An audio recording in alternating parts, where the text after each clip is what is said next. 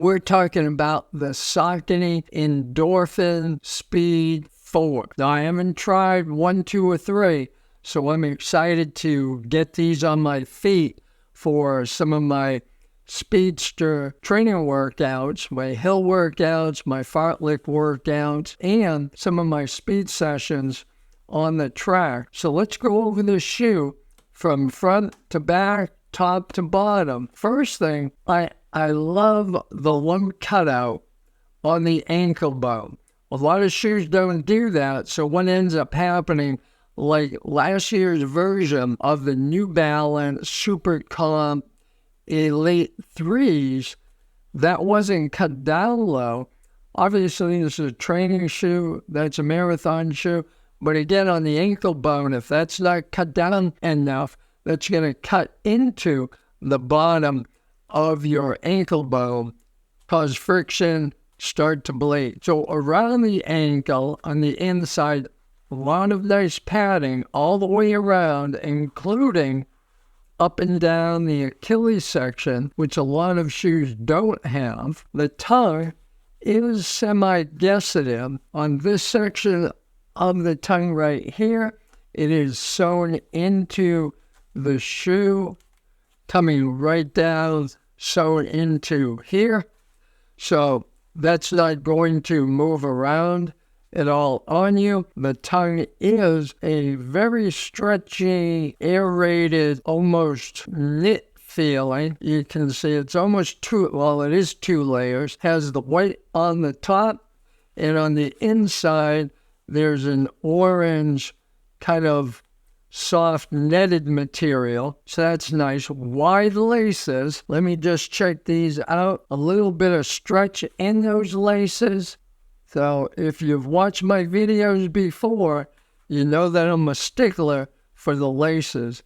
I detest skinny laces because they cut into the top of my foot. So these are nice, soft material, wide enough, thick enough, so they will not cause any type of pain right on the top of the bridge of your foot. So for eyelets, on the first 2 and the top 2, they are hold eyelets. The middle 2 are sewn in loops, the orange loops here. So a little bit of weight cut off by not having any type of plastic inlay right here, although there is this gray material sewn in to provide a little bit more strength where those laces go into the shoe.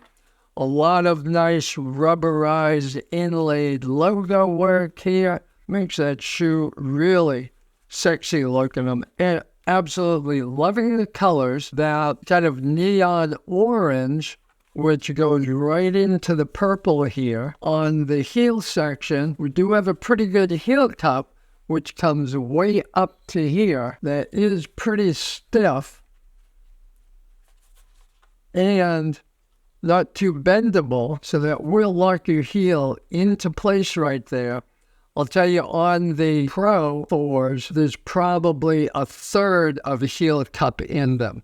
Although that, again, top-tier marathon shoe, you don't need it in that type of shoe as much. On the back of the Achilles here, there is a protector material, almost a heavy felt, this gray here. We have some rubberized inlays up on the toe section for a little bit added strength.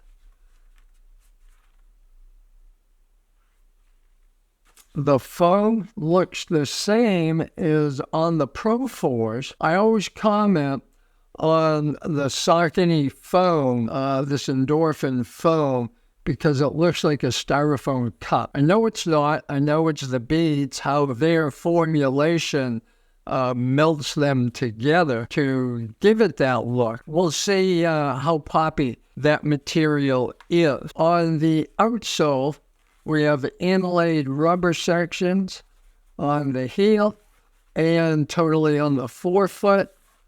The way that is designed on the forefoot looks very sticky. So if you're running on wet conditions at all, I'm sure that's going to give you good traction. I have a little cutout in the bottom here where you can see that carbon plate right through there. There isn't any reinforcement on the white foam here.